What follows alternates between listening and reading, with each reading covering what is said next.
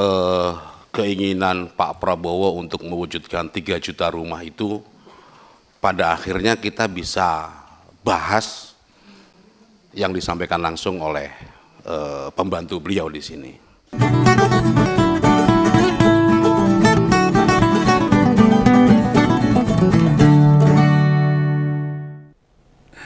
Kalau mau jujur, sebenarnya sejak awal masyarakat kita merasakan pemerintah yang sekarang ini adalah pemerintah yang cocok disebut pemerintah omon-omon. Loh, indikatornya banyak. Dan surah sudah berulang kali tak sebutkan. Banyak ngompoles tahu semua. Ya, ini mau bagaimana lagi? Eksekutif, legislatif, dan yudikatif itu kayak malah saling kerjasama. Iye, kong kalingkong. Sehingga ya nggak bener, kesannya ya gak kelihatan. Tertutup atau suara publik sama-sama diabaikan. Ya, yang ini gila nasib awake dhewe sebagai warga negara di negara yang kaya raya, indah dan permai Indonesia Raya ini. Apa yang dirasakan rakyat? Sebenarnya dirasakan juga yang di pusat sana. Ya semua sekedar omong doang. Kenyataannya nol, programnya Pak Prabowo ngoyo-woro kemana-mana. Duitnya renek. Sing nglakokne ra bisa, rakyatnya tambah soro. Nah, kalau diterjemahkan ke bahasa Indonesia ini, program pemerintah itu mengada-ada. Duitnya nggak ada, yang menjalankan nggak bisa. Hidupnya rakyat makin tersiksa. Ya sekarang kita jalan. Mulai dari pertumbuhan ekonomi 8%. Makan bergizi gratis, ramah investasi, koperasi desa merah putih, efisiensi dan sebagainya. Dan perasaan rakyat itu dicuekin sama pemerintah, dicuek. Sewaktu Menteri Perumahan Rakyat dan Pemukiman Bung Marwarar Sirait rapat dengan dengar pendapat sama DPR itu, sampai dilokne loh, tahu dilokne itu, disemprot itu dengan omon-omon nyatok itu, cuma halusinasi aja. Loh, meski wakil rakyat itu dari parpol pendukung pemerintah, ning kon yo risih, dijapri dan dikelui konstituennya terus-menerus. Akhirnya kan ya diungkapkan. Omon-omon soal apa itu? Yang terus disemprotkan ke Marwarar sebagai Menteri Perumahan. Yaitu realisasi program 3 juta rumah. Perkembangan atau progresnya tidak menyenangkan. Apa malah bisa disimpulkan, nggak kemana-mana itu. Setahun begawan, menteri mau pola akrobat apapun, sampai 2029 tetap target itu sulit terwujud.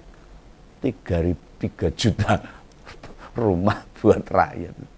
Loh, sudah banyak orang loh, termasuk Om Begawan sendiri, sejak kampanye Pilpres mewanti-wanti. Tawaran program ini ngoyo-woro, asal jeplak aja. Meski banyak faktor yang bisa jadi pendukung terrealisasinya program ini, tapi faktor penghambatnya jauh lebih gede, lebih banyak, sehingga nggak mungkin jalan. Tinimbang dorong 3 juta rumah, lebih didukung gimana? Biar rakyat berpenghasilan lebih dari 3 juta per bulan, ngono loh. Itu minimal 3 juta itu. Sehingga kemampuan memiliki tempat tinggal itu terdongkrak. Tidak harus perumahan elit, perumahan BPR dan sebagainya. Meski kita semua tahu, banyak konglomerat mau membantu Marwarar, kayak Agung Sedayu, lalu James Riyadi, ada Yayasan Bunda Suzy juga itu, hingga Qatar yang siap investasi.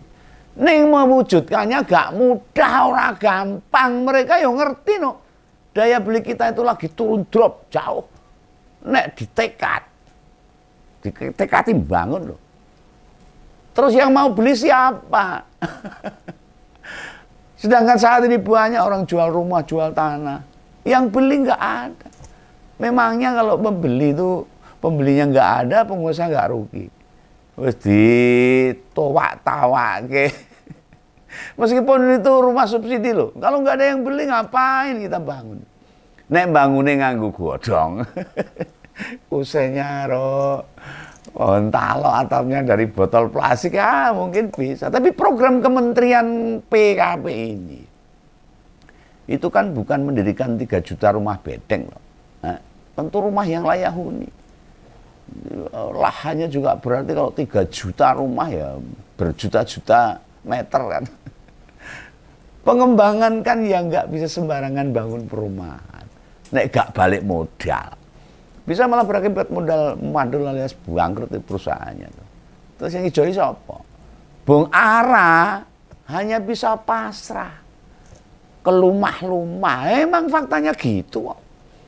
Dalam bayangan Om Begawan, misalnya jabatan menteri ditawarkan ke Pak Basuki Hadimulyono, beliau mungkin akan menolak. Meskipun kita tahu Pak Basuki Hadimulyono itu berpengalaman dalam proyek-proyek di bawah PUPR dulu. Beliau mungkin akan menolak. Soalnya emang sejak digagasan itu sudah tidak realis. Orang nalar. Jadi setidaknya ada kementerian dengan target angka bukan persentase. Itu berat beneran untuk diwujudkan. Beratnya kenapa? Ya bakal hanya omong-omong. Hanya kalkulasi aja. Teori. Sebab faktor merealisasikan programnya sulit dinalar. Dihitung secara matematis juga sulit untuk ditemukan jawabannya. Ditambah kemampuan manajerial seorang Prabowo Subianto itu ya sama sekali belum teruji loh.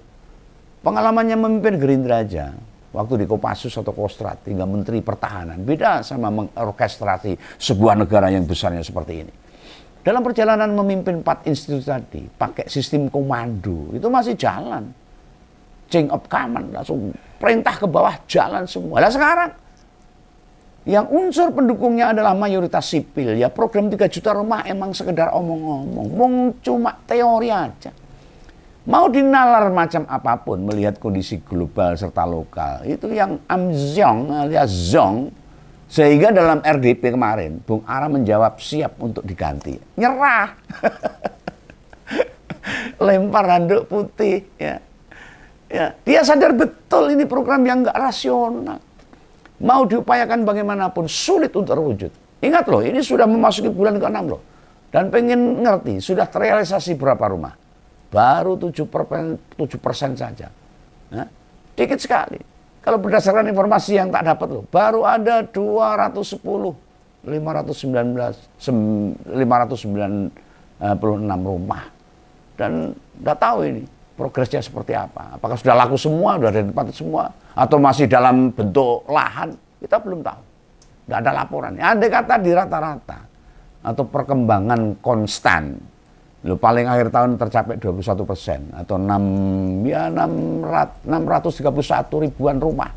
Pada 31 Desember mendatang, targetnya 3 juta, terrealisasi 630 ribu. Tapi ya nek ngono 3 jutanya terrealisasi 600-an. Terlalu jauh. Apa enggak sebutannya tombok kado? Lah itu baleni atau mengulang program 1 juta rumahnya Pak Jokowi aja minusnya kokean. 1 juta aja. Apalagi sampai ke 3 juta rumah. Jauh. Hal-hal begini bukan enggak dimengerti sama para pejabat negara. Baik menteri maupun wakil menteri, mereka semua tahu, paham, ngerti. Ini ora iso apa-apa. Lah wong sesuatu yang enggak nalar. Akhirnya kan cuma masuk dalam halusinasi, teori dan omon-omon. Hanya masalahnya mereka itu politisi. Sudah menyiapkan argumentasi-argumentasi jika dievaluasi sama kepala negara. Mereka akan sodorkan 1001 alasan atau 1 juta alasan untuk melandasi. Kenapa target tidak tercapai? Dia akan beralasan macam-macam. Dan Pak Prabowo akan gagih. Nerima alasan itu. Nah, karena mungkin Pak Prabowo juga nggak paham. Apa akan direshuffle alias diganti sama yang lain? Ya mungkin enggak. Kejadiannya persis kayak Hasan Nasbi. Si PCO yang genah-genah nyerah mundur, lemparkan handuk merah. Ya tetap nggak diganti. Om Begawan merasa, emosi nih. Emosi. Menyesal kenapa? Lo ngaku nggak milih Prabowo lo. Jadi ya menyesalnya cuma misal nggak tahu. Ada perasaan sedih ya nggak juga. Ngapain sedih? Biar para pemilih sama pendukungnya kan ngerasa nih. Gimana yang mereka rasakan?